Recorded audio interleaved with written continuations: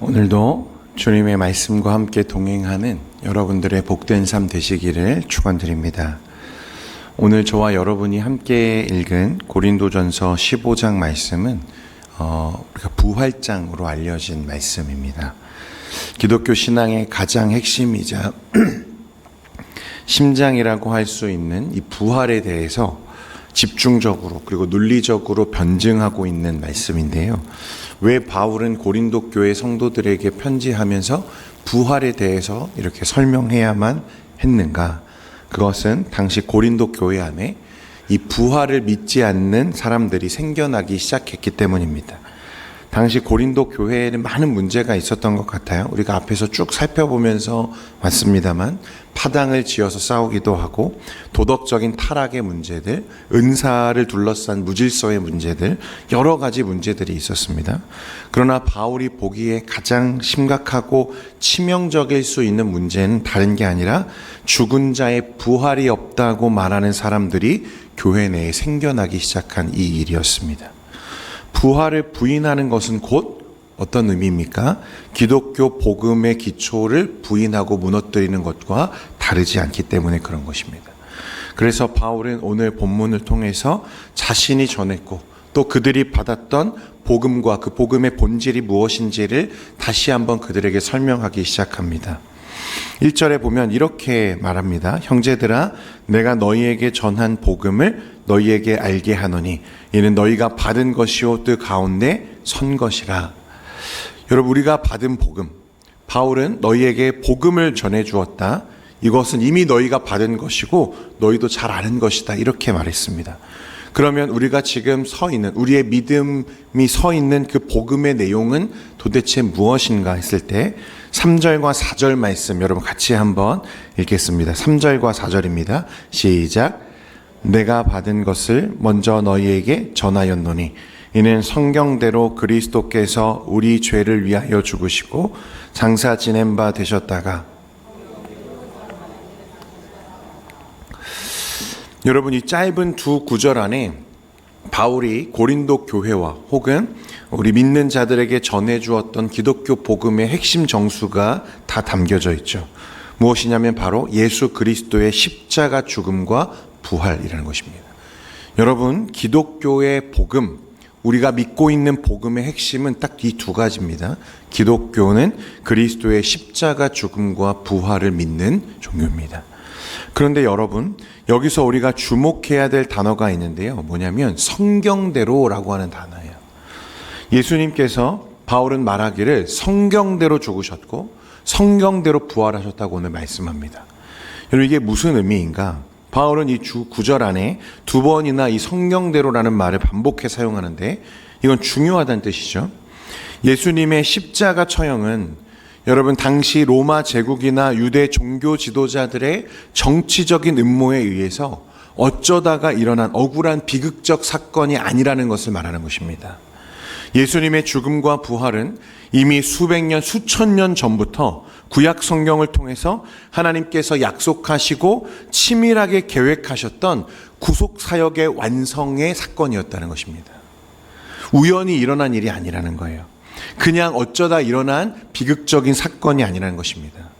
그러니까 여러분, 우리의 구원도 마찬가지죠. 예수님의 죽음과 예수님의 부활도 우연히 일어난 일이 아니라면 그 죽음과 부활을 통해 구원과 생명을 얻게 된 저와 여러분도 우연히 그것을 얻게 된 것이 아니라 어떤 의미입니까?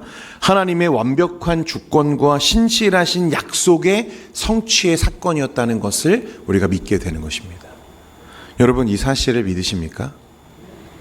예수 그리스도의 십자가와 부활은 우연히 일어난 사건이 아니고 그러므로 저와 여러분의 구원도 우연히 일어난 사건이 아니라 하나님이 이 세상을 지으시기 전에 우리를 구원하시기로 작정하신 그 순간에 하나님께서 이미 예정하신 사건이었다는 것을 말씀하는 것입니다. 놀라운 신비를 담고 있는 거죠. 두 번째로 여러분, 장사 지낸 바 되셨다가 라고 오늘 바울이 말하는데요. 바울은 십자가의 죽음과 부활 사이에 굳이 장사 지낸 바 되셨다라는 말을 썼습니다. 여러분, 이것은 예수님께서 십자가 위에 달리셨을 때 단순히 뭐 기절하셨다가 깨어나셨다거나 혹은 죽은 줄 알았는데 죽지 않았다거나 그런 모든 가능성을 완전히 차단하는 표현입니다. 장사 지낸 바 되셨다가. 무슨 뜻이죠? 완전하고 철저하게 죽으셨다는 거예요. 그분은 창에 찔리셨고 물과 피를 다 쏟으셨고 차가운 돌 무덤에 갇히셨습니다. 우리를 짓누르던 그 모든 죄의 그 삭시, 사망이 예수님의 죽음과 함께 완벽하게 우리의 죄값이 지불되어졌음을 확증하는 표현입니다. 장사 지낸 바 되셨다가. 주님이 완벽하게 죽으셨기 때문에 주님의 부활 또한 완벽한 생명의 승리가 되는 줄 여러분 믿으시기를 바랍니다. 그리고 그렇게 죽으셨던, 장사 지낸 바 되셨던 예수님은 사흘 만에 다시 살아나시죠. 부활하셨다는 것입니다. 그런데 여러분, 오늘 본문에 쓰인 다시 살아나다라고 하는 이 단어를 헬라어의 원문으로 살펴보면요, 단순히 죽은 자가 다시 살아났다는 과거의 사건을 가리키는 표현이 아닙니다. 여기에 사용된 단어는요, 여러분, 완료 시제로 기억되어 있어요. 이게 무슨 뜻이냐면 과거에 일어난 그 사건이지만 그 사건으로 인해 일어난 효과가, 그 효력이 언제까지요? 지금까지도 계속해서 영향을 미치고 있다는 것을 말하는 거예요. 여러분, 그러니까 예수님의 부활, 다시 살아나심은 2000년 전에 이스라엘 땅에서 일어난 한 사건, 과거의 사건으로 끝나는 것이 아니라 성경대로 부활하신 그 주님은 지금 이 순간도 살아서 역사하시며 우리와 함께 하고 계시다는 여러분 선언의 말씀이라는 것입니다. 그것이 다시 살아나시다. 부활은 과거의 죽은 교리가 아니라 지금 내 삶을 붙들고 있는 현재 진행형인 하나님의 말씀이라는 거예요. 그러므로 성도 여러분, 다시 한번 강조합니다.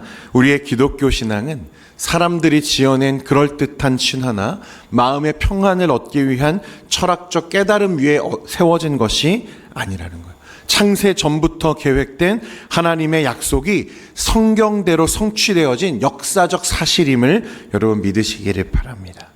그리고 지금도 살아서 우리를 다스리시는 부활의 주님이라는 이 실제적인 진리 위에 우리의 믿음이 지금 서 있는 것. 우리는 이것을 믿고 있는 것입니다. 예수님은 우리를 위해 성경대로 십자가 위에서 죽으셨고 장사 지낸 바 되셨다가 성경대로 사흘 만에 부활하신 예수님을 우리는 믿습니다. 우리의 구원은 그 예수 그리스도의 십자가 죽음과 부활 위에 지금 세워져 있는 것입니다. 이어서 바울은 부활이 역사적 사실임을 증명하기 위해서요, 부활을 하신 예수님을 직접 만났던 증인들의 명단을 제시하기 시작합니다. 말씀에 보면 먼저 게바에게 보이셨고, 게바는 베드로입니다. 그 후에 12제자에게 보이시죠. 또 말씀에 보니까 그 후엔 500여 형제에게 일시에 보이셨다. 그리고 중요한 표현이 바울이 이 편지를 쓸 당시에 그 형제들, 500여 형제들이 대다수는 어떻습니까? 여전히 살아있다라고 했습니다. 그러니까 이게 무슨 뜻이냐면, 내 말이 의심스럽다면 너희들 지금 당장 예루살렘으로 달려가서 500여 명의 생존자들을 붙잡고 한번 물어봐라. 이렇게 지금 말하는 것입니다. 그 후에 야고보에게, 그리고 모든 사도에게 나타나셨고, 맨 마지막에 8절에 보면 뭐라고 말합니까? 맨 나중에 만삭되지 못하여 난 자 같은 내게도 보이셨느니라. 그렇게 말합니다. 그리고 9절에 이렇게 고백하는데, 여러분 같이 한번 읽겠습니다. 9절 말씀입니다. 시작. 나는 사도 중에 가장 작은 자라.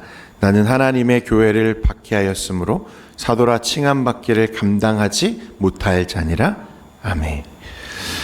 여러분, 바울은 과거에 그런 이력이 있죠. 우리 스데반 집사를 죽음으로 내몰았던, 돌에 맞아 죽게 했던 장본인이고, 예수 믿는 자들을 잡아 가두기 위해서 살기가 등등하여 다메섹으로 달려가던 교회의 핍박자였습니다.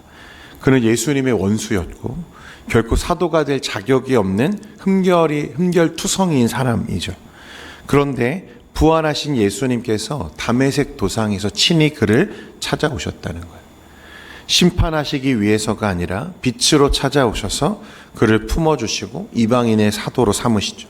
만삭되지 못하여 난 자처럼 자격 없고 부족한 자신을 먼저 찾아와 주신 부활의 주님을 그가 만났을 때 나의 인생이 송두리째 변하게 되었다라고 지금 말하고 있는 것입니다.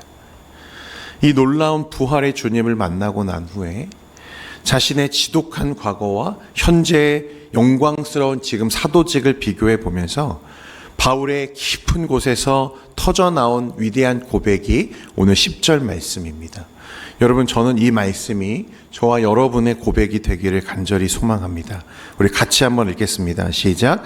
그러나 내가 나된 것은 하나님의 은혜로 된 것이니 내게 주신 그의 은혜가 헛되지 아니하여 내가 모든 사도보다 더 많이 수고하였으나 내가 한 것이 아니요 오직 나와 함께 하신 하나님의 은혜로라. 아멘. 교회를 핍박하던 죄인의 괴수였던 자신이 복음을 전하는 영광스러운 전도자, 사도가 되어서 이 자리에 서 있게 된 것은 단 1%도 내 노력이나 내 의로 된 것이 아니라고 인정하고 있는 것입니다. 무엇으로 된 것입니까? 하나님의 은혜로 된 줄 믿으시기 바랍니다. 여러분, 저와 여러분이 예수를 믿고 지금 이 자리에 하나님의 이름을 높이고 예배할 수 있는 모든 이 은혜는 저와 여러분이 의로워서가 아니라 저와 여러분이 합당한 자격을 갖추어서가 아니라 100% 하나님의 은혜로 된 줄 믿으시기를 바랍니다.